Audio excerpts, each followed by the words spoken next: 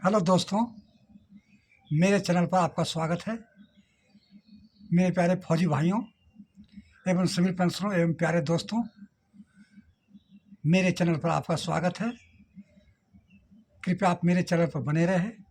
पूरी वीडियो शुरू से लेकर लास्ट तक देखिएगा और आइकन बटन पर प्रेस कीजिएगा ताकि आपको जो नई जो अपडेट जो आएगी आपको हमेशा इन्फॉर्मेशन मिलता रहे। दोस्तों, मैं एक नई अपडेट जो आई है उसके बारे में जानकारी दे रहा हूँ। 8वां पे कमीशन में 7वां वेतन आयोग की तरह ही जितने भी अलाउंस है उसमें नुकसान हो सकता है। दोबारा मैं रिपीट करने जा रहा हूँ। 8वां वेतन आयोग में 7वां पे कमीशन में भत्ते में जो अलाउंस में जो नुकसान हुआ था वही नुकसान का भरपाई गवर्नमेंट करना चाहती है, क्योंकि 7वां वेतन आयोग में 80,000 करोड़ रुपया का नुकसान हुआ था केंद्रीय कर्मचारी के भत्तों का, जैसे CA, children allowance, HRA, TA, DA। उसमें गवर्नमेंट को फ़ायदा हुआ था 80,000 करोड़ का। इसलिए गवर्नमेंट डिले करना चाहती है, देरी करना चाहती है, क्योंकि यदि 2027 में यदि गवर्नमेंट लागू करती है 8वां वेतन आयोग को, तो आपको अलाउंस जो पिछले बैक डेट है 1 जनवरी 2026 से जो लागू करेगा वो आपको नहीं मिलेगा। जब से लागू होगा तब से, हाँ, आपको सिर्फ बेसिक पे में जो बढ़ोतरी होगी वो सिर्फ आपको एरियर मिलेगा।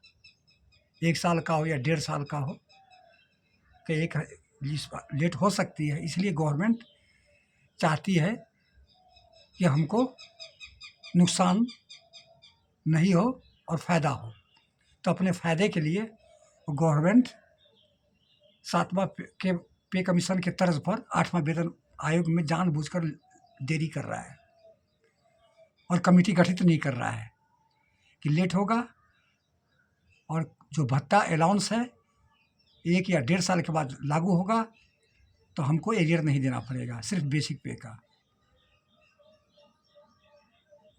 तो गवर्नमेंट सारा बेनिफिट देखती है। एक ये इसका और दूसरा है चुनाव का। शायद दिल्ली में यदि चुनाव नहीं होता तो शायद 8वां वेतन आयोग का घोषणा भी नहीं होती, क्योंकि केंद्रीय कर्मचारी सबसे ज़्यादा दिल्ली में है। इस कारण से अभी कयास लगाने जा रहा है। अक्टूबर नवंबर में इलेक्शन है बिहार में, तो उससे पहले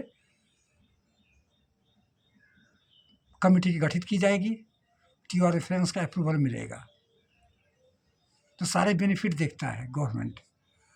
जो 2027 में उत्तर प्रदेश में चुनाव है, मध्य में मई और जून में, तो उससे पहले लागू करेगा। मालूम है कि हमको उत्तर प्रदेश में भी इसका बेनिफिट मिले, तो गवर्नमेंट सब अपना बेनिफिट सोचती है, चाहे कर्मचारी का नुकसान हो, यानी अपने फ़ायदा ही फ़ायदा भारत सरकार सोचती है, मोदी गवर्नमेंट।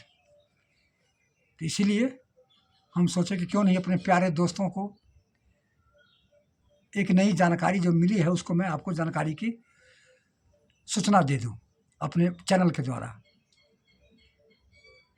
आप लोग चैनल का सब्सक्राइब कीजिए, लाइक कीजिए, अच्छा लगे तो। जो भी हम आपको ऑथेंटिक जानकारी देंगे, हम आप ही लोगों के लिए अपने चैनल के द्वारा जो भी अच्छी न्यूज़ होता है, ऑथेंटिक जानकारी मिलती है, वो मैं जानकारी देना चाहता हूँ। हम अपने व्यू बढ़ाने के लिए, सब्सक्राइब करने के लिए आलतू फालतू नहीं बोलते हैं। जो हकीकत, जो सच्चाई ऑन ग्राउंड में 8वें पे कमीशन में सरकार कर रही है उसके बारे में जानकारी दे रहा हूँ।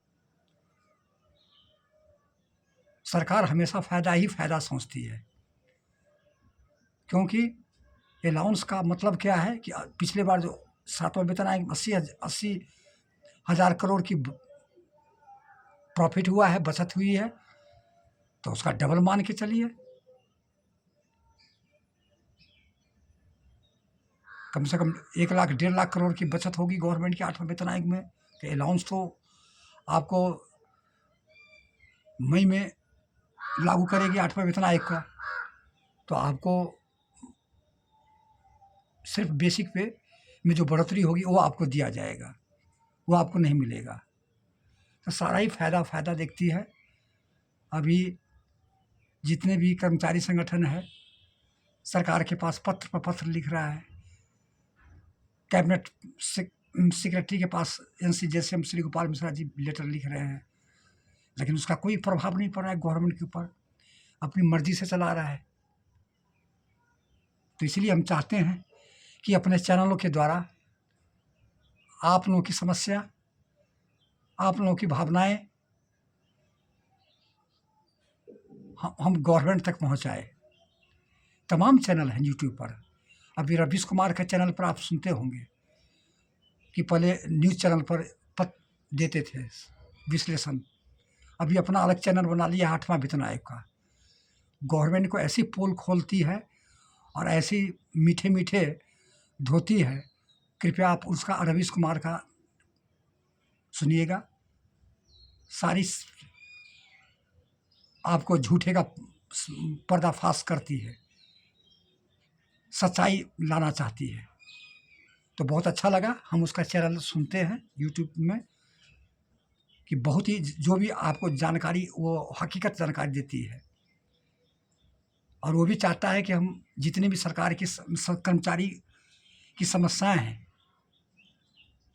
सरकार के तक हम पहुंचाएं अपने चैनल के माध्यम से। तो दोस्तों, यदि अच्छा लगा तो लाइक कीजिएगा, सब्सक्राइब कीजिएगा। हम आप लोगों को ऐसे ही ऑथेंटिक जानकारी लाते रहेंगे, ऐसे ही न्यूज़ लाते रहेंगे। आपकी काम की फालतू हम खबर नहीं देंगे। आप एम्बिट कैपिटल के अनुसार आप तो समाचार में सुनेंगे ही होंगे कि 30 से लेकर 34% अभी जितने भी है फिटमेंट फैक्टर और जितने भी परसेंटेज है सारे अनुमान है। क्या है कि अभी तक कमेटी की गठित हुआ नहीं है। अब 31 जुलाई तक अपर सचिव का आपको चुनाव सिलेक्शन करना है, उस पर भी डेट पर डेट बढ़ा रहा है। ये तीसरी बार डेट बढ़ाया है। 20 अप्रैल था, 20 जून था, इसके बाद 30 जून को किया, इसके बाद 31 जुलाई को लास्ट डेट अपर सचिव को। क्या है कि अभी ऐसे में सुनने में आया है गुप्त सूत्र अनुसार कि कोई आना नहीं चाहता है, कोई इस काम को करना नहीं चाहता है।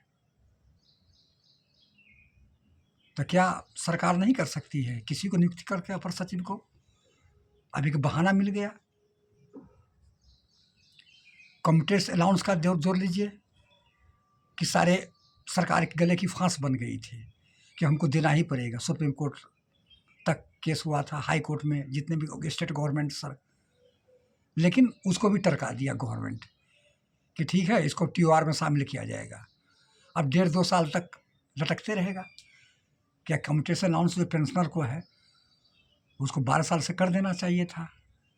तो सरकार किसी बहाने किसी टरकाती रहती है, बढ़ाती रहती है अपना समय।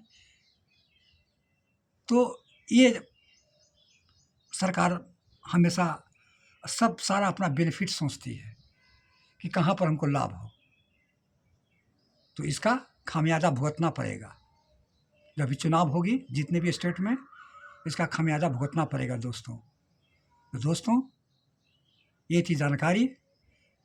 अच्छा लगा तो लाइक कीजिएगा, नहीं तो नहीं लाइक कीजिएगा। हम ये आपको नहीं ज़बरदस्ती बोल रहे हैं। जय हिंद, जय भारत, थैंक यू।